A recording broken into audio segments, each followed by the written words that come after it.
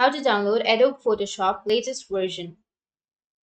So if you want to download the Adobe Photoshop latest version, then what you need to do is it might be available on your Microsoft Store. So what you need to do is first check on your Microsoft Store.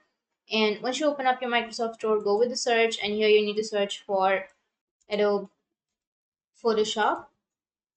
Once you search for the Adobe Photoshop, here you will have the application, right? So if you want to install this application, then you just need to simply click on install and it will start the installing process.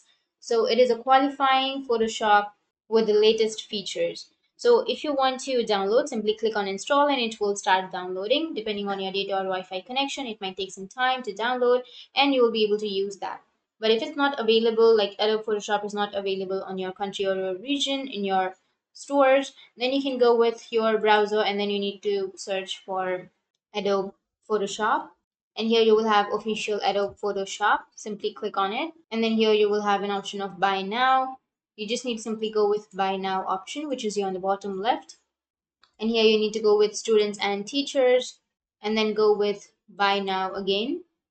And here you will have all of your subscriptions. So you can simply choose the subscription or this one. You can choose any one of these. So I'll be choosing the first one and then go with continue. And once you click on it, now you need to choose the additional offers if you want to, but you can simply go with continue again, which is here on the bottom left. And you need to enter your email. Adobe will use your email to access your Adobe products. So enter your email and then click on continue.